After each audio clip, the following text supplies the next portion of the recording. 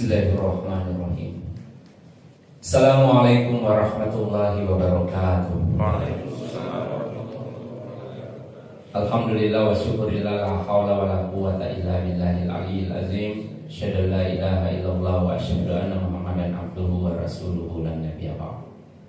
Yang saya hormati dan kita banggakan bersama Bapak Kepala KPP Pratama Kota Kendari, insyaallah dirahmati oleh Allah Subhanahu wa taala.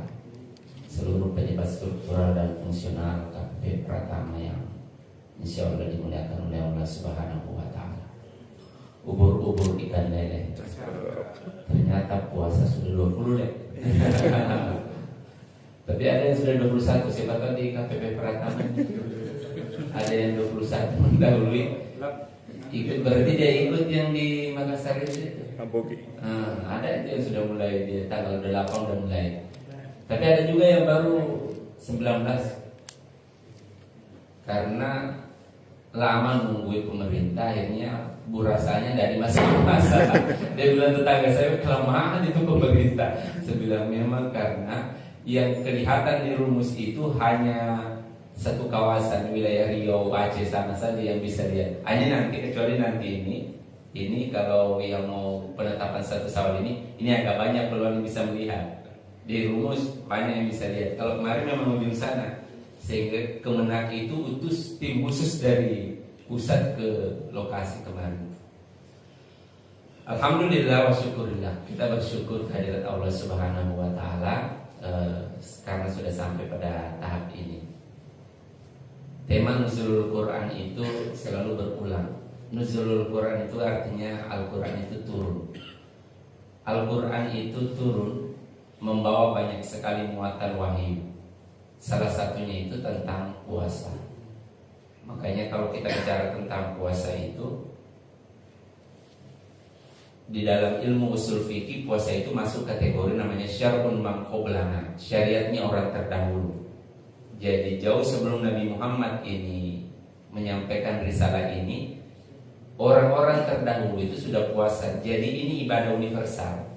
Sehingga kalau ada bapak-bapak rencana mau ganti agama gara-gara tidak mau puasa, tidak usah minta. Nanti pindah itu lebih parah itu. Ada yang 40 itu kan. Karena di semua agama itu ada ini barang, di semua agama.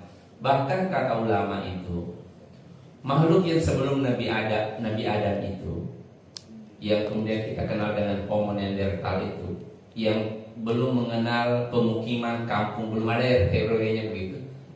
Mereka itu juga puasa. Mereka itu nomaden, pekerjaan utamanya berburu. Kalau mau makan mereka berburu, tidak berburu mereka puasa, tidak makan. Nah ini penting sebagai pendahuluan karena ada betul kita itu ya di Kota Kendari ini nanti berhenti mengunyah itu, nanti tidur baru berhenti mengunyah. Mungkin ada juga anggota KPP Pratama model-model macam begitu itu tidak berhenti mengunyah itu. Itu kalau sudah selesai hanya pindah saja jadwal makannya. Itu kalau sudah selesai itu azan maghrib itu es buah tangan kiri, cendol tangan kanan. Tolong bapak yang begitu berhenti teleponnya kayak begitu. Itu satu jenis itu barang. Kalau sudah cendol jangan lagi es buah. Itu satu jenis. Nah ini saya ingatkan ya karena penting. Karena kan dulu kita itu orang-orang dulu. Kalau dulu itu salah satu penyebab kematian itu karena orang kurang makan, stunting dan busuk lapar. Sekarang kebalikannya itu, orang nanti banyak yang mati itu penyebabnya salah satunya terlalu banyak makan, tidak mau berhenti makan. Sehingga penting ibadah puasa ini penting. Tema Nuzulul Quran kita itu hari ini Sirrul Asrar Minas Syiyam, rahasianya rahasia yang ada di dalam puasa. Itu penting. Nah sekarang begini, puasa ini saking pentingnya, kan sebagian rahasia dan hikmahnya itu sudah dibuka oleh para nabi dan para wali, tapi sebagiannya belum terbuka itu puasa. Saking pentingnya ini ibadah yang tidak pernah direvisi tentang puasa. Hanya ada perbaikan-perbaikan penambahan waktu model, tetapi tidak pernah diganti ini ibadah. Mirip dengan pernikahan, berarti kebutuhan puasa itu, bukan hanya kewajiban, kebutuhan. Makanya kalau kita perhatikan itu, saudara-saudara kita itu ada yang tidak sholat sehari-harinya, tapi pas bulan Ramadan ikut puasa, itu ada itu saudara kita model begitu. Bahkan nanti ada kondisi di mana kita dipaksa itu oleh kesehatan kita untuk puasa. Saya ini kan tukang baca-baca Pak. Mohon maaf kalau ada yang tidak suka baca-baca. Saya ini tukang baca-baca. Kalau di Sulawesi Tenggara ini, kalau diperiksa kemudian yang mengisi acara Pepokolapasia, budaya dalam menyambut kematiannya orang sini. Kan kalau orang sini itu pesta kematian itu lebih ramai daripada pesta pernikahan dan lebih wajib dihadiri dia dalam strata hukumnya ada di sini. Itu kalau di rating itu saya rating tertinggi di Sulawesi Tenggara. Dan itu kan kalau orang Pepokolapasia Meharo itu kan VIP makanan di situ. Itu temanku sepuh-sepuh semua Pak. Nggak ada nih yang mau makan itu kepala kambing. Jadi saya mainkan sendiri itu barang. Mau makan orang sepuh semua kan teman-temanku itu. Jadi dipaksa oleh kesehatan. Termasuk kan saudara-saudara kita di sini ada yang kena asam urat, kolesterol. Itu biasanya kalau di prasmanan udah loncat-loncat. Beda dengan yang baru-baru pegawai barunya KPP Pratama atau yang model masih muda-muda yang belum ada kolesterolnya itu kan pasukan berani mati kemarin. Pasukan berani rata. Makanya kalau siapkan makanan itu jangan diadu itu Pak Kepala dengan kemudian yang baru-baru hadir itu, bahwa itu kalah Pak Kepala itu terakhir dia hanya dapat nasi dengan air capcay itu terakhir. Dia karena Pak Kepala sudah melihat dia tak habis kalau gitu. Bahkan nantinya orang yang tidak percaya agama dan tidak percaya dengan akhirat itu, tapi mereka percaya kesehatan itu penting, mereka itu puasa. Hanya namanya diganti intermittent fasting, mengatur jendela makan. Jadi sangat penting itu. Makanya coba kita lihat perlahan-lahan anunya itu, hikmah yang disampaikan yang sudah terbuka. Kalau yang belum terbuka ya kita tunggu sama-sama, mudah-mudahan tetap kita dikasih. Sebelumnya saya menarik itu tadi yang ikomatnya beliau itu berbeda dengan urf pada umumnya kalau beliau ikamat. Beliau ini ada adat baru ikomat di KPP Pratama. Biasanya kalau ikomat itu kata Nabi dalam mengingat, ini jangan sampai saya lupa. Ini tugas saya mengingatkan. Dia panggil Bilal. Ini hadisnya dari Bilal. Iza azanta, kalau kau azan fatarasal. Boleh begitu tadi. Tapi iza akamta fakdur, cepat-cepat. Beliau tadi agak model azan semua. Sekira azan 2 kali kok. Azan 2 kali ini bid'ah baru ini di KPP Pratama. Karena mungkin lama, ternyata ikamat beliau itu. Tidak apa-apa. Tidak haram, tapi itu melenceng dari kebudayaan kita. Sekarang kalau ditanyakan apakah Nabi Adam itu puasa? Nabi Adam itu puasa. Apakah ada manuskripnya? Tidak ada manuskrip, tidak ada turatnya, tidak ada data tertulisnya. Karena Nabi Adam itu belum mengenal budaya tulis, belum ada aksara pada waktu itu. Tapi kalau ditanya apakah Nabi Adam puasa? Nabi Adam puasa. Bagaimana cara mengetahuinya? Ulama menggunakan, kita itu menggunakan seluruh bacaan dan penafsiran yang ada dalam Al-Quran. Itu dimulai ketika dia bikin masalah di surga. Di surga itu dia bikin masalah, dihukum, diikop, dikasih turun di dunia. Adam diturunkan di Mekah dalam riwayat itu. Istrinya Hawa itu diturunkan di wilayah Mohenjo-daro, peradaban pertamanya sebelum ada India Pakistan itu. Bangladesh itu satu alam mereka, satu dunia. Adam itu di dalam Quran diawalikan kalimatnya, ini kuntu minaz zalimin, ya Allah saya mengaku salah, memang saya salah, tapi saya kan sudah dikasih turun nih, tolong bisa dipertemukan dengan istriku. Jadi berat memang itu. Kalau ada orang salah sudah dimutasi, disuruh bercerai lagi. Berat dia. Adam dia ulang terus, ini kuntu minaz zalimin, sampai akhirnya kemudian diingatkan oleh Allah, kalau kamu mau ketemu istrimu, kamu pemutihan dulu, puasa mutih dulu kamu. Jadi puasa mutih itu untuk membersihkan dosa-dosa. Itu fungsinya, hikmahnya situ. Hanya saudara kita di Jawa itu biasa ekstrim Pak.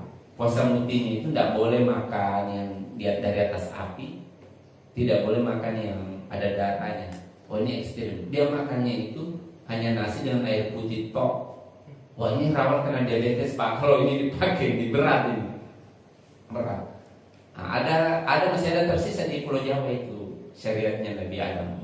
Itu menandakan bahwa Jawa itu peradaban tua. Puasa muti itu fungsinya untuk pembersihan dosa. Yang kedua untuk cari jodoh. Sehingga karena mungkin di sini masih ada yang jomblo, pegawai KPP Pratama itu bagus itu diniatkan itu puasa itu untuk cari jodoh. Termasuk juga bapak-bapak yang statusnya sudah duda, ibu-ibu kalau ada di sebelah yang statusnya janda, itu penting itu pakai puasa sebagai tirakat cari jodoh. Terutama ibu-ibu janda ya, karena janda itu kan dua jenis Pak. Ada janda soleha, tenang dia ini harus dibantu Pak. Ini toko-toko di sini harus bantu kalau ada anggota KPP pertama yang janda dan soleha. Karena dia tenang, diam. Ada juga ada janda soleha, ada janda solehot. Wah ini karapa-karapa yang kayak gini-gini. Mokokato kalau ini istilahnya. Wah ini biasanya janda solehot itu kan janda yang masih muda, janda muda di bawah umur, jamu. Dan lebih parah kalau dia ketemu sama-sama jamu, bikin aliansi namanya rojan, rombongan janda dia. Wah ini lebih parah. Ini suaminya orang bisa disampai. Makanya ini nanti DKM harus ada memperhatikan itu anggota-anggota jalan. Jangan hanya ngurus masjid ini, perhatikan itu kalau ada yang janda. Dibantu. Yang janda soleha itu yang tenang itu. Tidak bisa lagi cari mereka sendiri, itu yang harus dibantu itu. Kecuali yang sudah solehot itu kan tidak bisa nyari sendiri, itu mau kokator begitu, menggatal begitu kan. Jadi fungsi dari tirakat puasa Nabi Adam itu untuk kemudian membersihkan dari diri dari dosa dan untuk kemudian mencari jodoh. Turun lagi puasa itu, puasanya Nabi Nuh. Apakah Nabi Nuh puasa? Puasa Nabi Nuh. Apa sudah ada manuskrip catatan tertulis? Belum ada. Jadi kan aksara itu nanti mulai dilakukan di zamannya Idris, darah saya Idris, sistem pembelajaran dengan aksara itu nanti di zamannya Idris. Saudara-saudara kita di Nasrani dengan kemudian di Yahudi itu mengenalnya dengan Nabi Enoch. Itu pun tulisannya belum bisa memuat seluruh perasaan dan kata-kata kita karena tulisannya berupa piktogram, hieroglif dan tulisan paku bangsa Sumeri. Belum ada. Tetapi kalau ditanya apakah Nabi Nuh itu puasa, Nabi Nuh puasa. Bagaimana model puasanya? Itu dimulai ketika dia kena musibah, mereka naik di kapal. Ada 80 lebih yang ikut di kapal itu, di Bahtera itu. 40 hari kata ulama, sebagian mengatakan 180 hari 4 bulan, ada yang mengatakan 4 bulan. Itu daratan tidak kunjung kelihatan. Pasokan makanan itu yang di kapal mulai menipis. Sehingga Nabi Nuh khawatir. Maka kemudian turunlah perintah supaya seluruh isi kapal itu berpuasa. Jangan makan seenak-enaknya karena belum jelas ini kapan kemudian belum jelas kapan daratan ini bisa kelihatan. Belum jelas. Bahkan di dalam riwayat itu mereka itu diaturkan bukanya, papa bukanya itu diaturkan. Benih biji-bijian yang ada di kapal itu dikasih banyak airnya supaya lebih banyak jadinya. Itulah sejarah pertama kuliner bubur itu. Jadi bubur itu ditemukan di zamannya Nabi Nuh pertamanya, ketika mereka kekurangan bahan makanan. Apa fungsi dari tirakat puasa Nuh? Satu, untuk kemudian menghentikan bala bencana, tolak bala. Yang kedua, untuk kemudian mengatur kondisi ekonomi. Sehingga kalau kemudian kondisi seperti saat ini di Kendari, 1 jam hujan banjir lagi, itu cocok itu pakai cara Nabi Nuh itu. Wah, saya ini beberapa hari ini kewalahan kalau ada jadwal baru tiba-tiba hujan. 1 jam langsung jalan tidak bisa dilewati. Ada beberapa titik itu. Termasuk kalau misalnya kondisi ekonomi, kan kita ini kalau di struktural seperti ini kan ada promosi naik ke atas, mutasi ke samping, demosi ke bawah. Kayak Adam itu kan di demosi dia oleh Allah, turun ke bawah. Begitu. Sehingga kalau kita lagi demosi, kasih tahu istri jangan banyak gaya, perbanyak puasa. Jadi kalau kita dan tadinya pejabat baru tidak menjabat, itu yang diperbanyak puasa, bukan gair. Karena kalau gair tidak dikurangi itu biasa menambah tekanan. Yang ketika turun lagi puasa itu, puasa kan Nabi Ibrahim puasa. Sudah ada manuskripnya ada, sudah ada tulisannya sudah ada meskipun terbatas. Tapi dikenal dengan puasa Arafah, ya'rifu, puasa ma'rifah. Jadi puasanya Ibrahim itu puasa supaya tidak didikte dan tidak kemudian dikendalikan oleh petinggi agama sebelumnya, termasuk juga pemerintahan zalim di bangsa Babilonia itu. Di Quran disebutkan walaqad ataina Ibrahim rusda. Bangsa Babilonia rusak sistem negara, sistem sosialnya. Kami utus satu orang untuk menyelesaikannya, namanya Ibrahim. Cuma satu orang menyelesaikan satu negara. Bekal yang kami berikan ar-rusyd. Apa itu ar-rusyd? Kematangan dan kejernihan dalam berpikir. Caranya supaya dapat itu tirakat puasa Arafah. Turun lagi puasa itu. Puasa itu namanya puasanya Musa. Apakah Musa puasa? Musa puasa.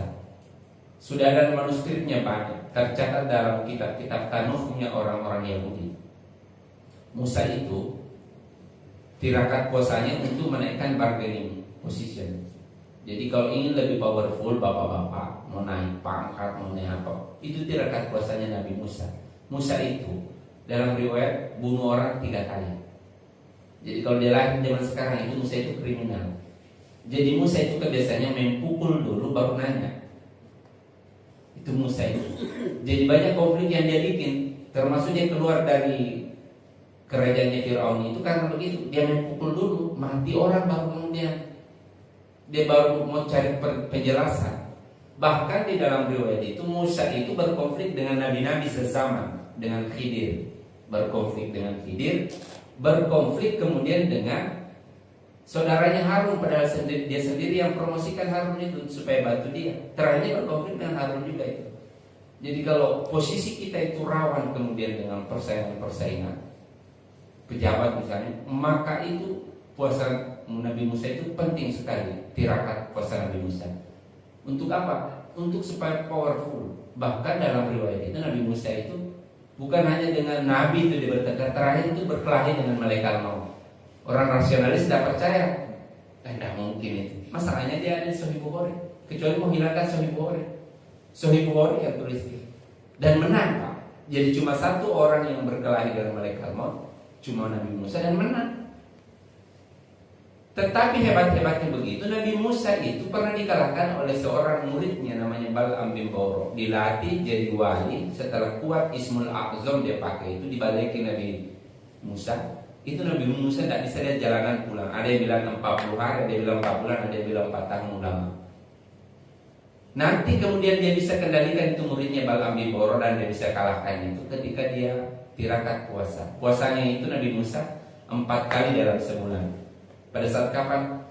Pada saat hari ke-7, hari Sab'ah, hari Sabtu, hari Sabat, yang pakai nanti ini syariatnya Nabi Musa, saudara kita di bawah sini. Di dekatnya Yamahas itu ada namanya gereja Advent, gereja hari ke-7. Dia beda dengan gereja yang lain. Gereja yang lain itu dia ibadahnya hari Minggu, dia hari Sabtu. Cuma berat itu Pak kalau puasanya dia ini, karena tidak boleh kerja. Kalau misalnya Bapak pegawai KPP Pratama, tidak bisa kalau hari Sabtu, tinggalkan dulu KPP Pratama. Kalau tidak Bapak bisa jadi monyet nanti. Kalau ikut syariatnya dia. Di Quran ada mereka punya nenek moyang dikutuk jadi monyet karena melanggar di hari Sabtu. Dilarang pergi mancing dia. Akhirnya jadi monyet. Qiradatul khasin. Ada yang mengatakan jadi monyet betulan, ada yang mengatakan sifat-sifatnya menyerupai monyet. Turun lagi kemudian puasa itu. Jadi fungsinya itu untuk powerful kalau puasa Nabi Musa. Turun lagi itu puasanya Nabi Daud. Ini malahan masih diabadikan dalam syariatnya Nabi Muhammad. Nabi Daud itu penyebab munculnya syariat puasanya itu disebabkan Nabi Daud itu tinggi sekali nafsunya. Jadi bapak-bapak yang tinggi nafsunya ini cocok dengan puasa Nabi Daud. Nabi Daud itu kan setiap lihat cewek cantik itu langsung dinikahi dia. Makanya dalam riwayat itu terakhir istrinya 99. Terakhir istrinya 99. Iblis tahu itu kelemahannya Nabi Daud di nafsunya, sehingga ada iblis ditugaskan menyamar jadi manusia, berteman beberapa lama dengan Nabi Daud. Setelah kemudian akrab, dia kompor-kompor itu Nabi Daud. Bosku, ada cewek cantik di sana. Saya saksi lihatkan. Pas mereka pergi lihat, kaget itu Nabi Daud. Istrinya orang itu istrinya temanku, itu istrinya Uria panglima perangku, namanya Barsisba, memang cantik. Tapi itu istrinya orang. Iblis tidak kehabisan akal, tapi cantik. Tidak bisa. Saya ini lagi sudah punya 99 istri. Iblis tidak kehabisan akal, dia bilang, bos, memang kau sudah punya 99 koleksi, cantik semua, tapi tidak ada model macam kayak dia. Hitam-hitam manis, body palola, istilahnya orang sini tuh, body palola. Nggak ada kau punya. Dia bilang tidak bisa, kami tidak boleh ambil istrinya orang. Kata Iblis, begini saya ngatur. Bilang tidak boleh, bilang saya ngatur. Bilang bagaimana? Tarik. Nabi bilang, kita utus suaminya pergi berperang. Kalau dia mati, kan jadi dendam. Maksud di akalnya itu Nabi Daud diutus itu dia pergi berperang. Sayangnya ini orang tidak mati-mati, sakit ternyata. Stres itu iblis. Dalam kondisi stres akhirnya dia putus asa mengajukan usul lagi. Bos, apakah lagi sudah nih? Jangan nih. Begini bos, kurangi pasukannya. Ada selatan terpencil di sana, kita utus di sana. Kalau dia lolos, dia bisa keluar. Baru dia rencanakan rencana jahatnya itu, Allah utus 2 malaikat untuk tegur Nabi Daud. Sudah melewati batasnya orang. Menyamar dia jadi manusia, pura-pura bersengketa di hadapannya Nabi Daud. Ini nanti kalau buka tafsirnya di surat Sab ayat 23 kesamanya itu. Itu pura-pura masuk. Ya Nabiullah, ini saya bertengkar dengan saudara saya.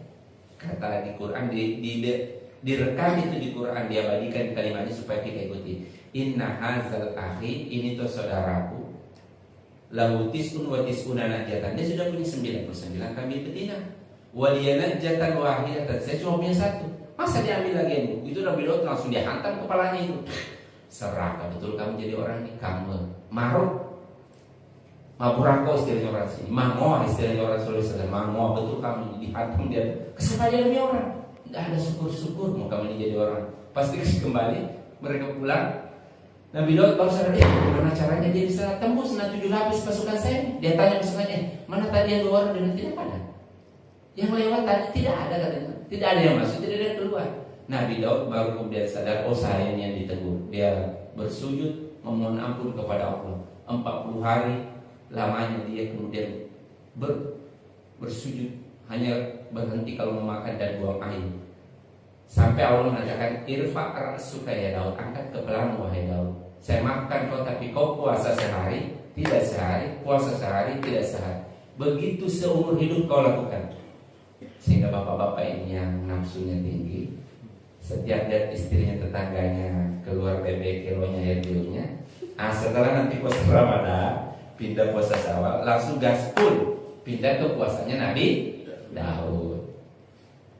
Kan tidak menutup kemungkinan ada yang di situ begitu di sini, kan tidak menutup kemungkinan yang malas-malas kerja itu biasanya nafsunya tinggi tuh. Bahkan nanti bapak-bapak ini yang gajinya sudah tinggi, ya kasar ngerti lebih tinggi gajinya bapak daripada kami di Yayan ini. Bapak yang gajinya tinggi itu tau, yang rencana poligami.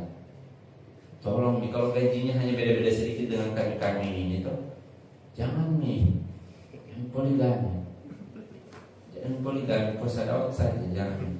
Apalagi kalau masih beli mobil dengan sistem cicil, berarti sama-sama kita dengan dosa itu. Jangan direncanakan mau kasih menyala 2 dapur. Jangan sampai bukan dapur yang menyala, kepalamu yang terasa, jangan sampai. Apalagi kalau sudah kena penyakit gula, sudah kena penyakit diabetes, jangan itu sudah mati-mati dalam. Kalau sudah kena penyakit gula sudah. Itu saja yang sekarang yang kalau orang pelihara. Jadi puasanya Nabi Daud itu kontrol nafsu. Turun lagi puasanya Nabi Isa terakhir, puasa Nabi Isa dan Siti Maryam 40 hari ini.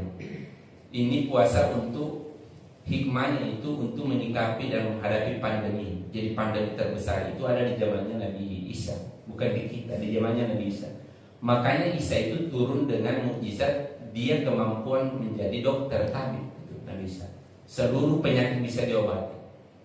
Tapi tidak cukup itu. Akhirnya mereka dikasih kata Allah untuk mengimbangi banyaknya penyakit yang sekarang, kau tirakat puasa 40 hari. Cuma berat kalau puasanya mereka itu Pak, 40 hari itu Nabi Siti Maryam. Satu, la yatakallamun nas, tidak berbicara dengan orang. Ini berat. Bagaimana caranya kita ini tidak libur kan? Yang kedua, la yatakayyamu ma'al ajnabi, tidak berinteraksi dengan lawan jenis. Wah, ini yang lebih berat, terutama kayak saya kan dosen, mahasiswi banyak, lawan jenis semua. Baru saya rumahku dekat pasar baru kan. Baru 20 langkah keluar dari rumahku itu sudah terhambur paha itu di pasar. Paha orang. Padahal bulan Ramadan ini. Di kampus namanya kampus Islamiyah ini, tapi itu mahasiswiku kadang kalau berpakaian itu kala-kala itu artis. Betul mahasiswa saya itu kalau berpakaian kayak mau tabelami, mau lepas dia kan begini. Sedikit lagi lepas. Baru dia langsung kiri dosennya. Saya panggil sini baru sini kali. Kenapa Ustaz? Kok kira saya ini malaikat? Saya ini Ustaz. Iya, dia kira saya malaikat. Saya ini Ustaz. Kalau mau kasih kiri kanan supaya bonu di situ itu saya bisa hilaf. Kalau saya hilaf saya bilang yang dulu saya itu bukan hanya ya hancur TVRI. Pencerahannya TVRI. Saya nanti tertinggi sekarang TVRI. Jadi kalau bapak buka TV sore-sore saya dia muncul. Penceramanya Sultra TV, penceramanya Global TV, penceramanya RRI. Saya ini anggota MUI begini, anggota MUI. Saya ini ketua LDNU kok. Sedangkan kok begitu itu saya hilang. Kan saya ini bukan malaikat. Jadi saya kata begini. Nah saya ini suka yang begituan. Mau kasih pancing-pancing begitu. Saya masih kuat makan kepala kambing. Kalau masih begitu ya bisa hilaf saya. Jadi seluruh puasa itu ada hikmahnya. Jadi bukan hanya kewajiban, tapi ini penting bagi kita. Sehingga mudah-mudahan dengan puasa kita yang terbaik tahun ini, mudah-mudahan seluruh hikmah dan rahasia puasa, baik yang sudah dibuka oleh para nabi dan para wali maupun yang belum, diberikan kepada kita semuanya. Dan mudah-mudahan kita mendapatkan keberkahan. Lebih dan kurangnya mohon dimaafkan. Ikan cakalang sambal terasi. Cukup sekian dan terima kasih. Assalamualaikum warahmatullahi wabarakatuh.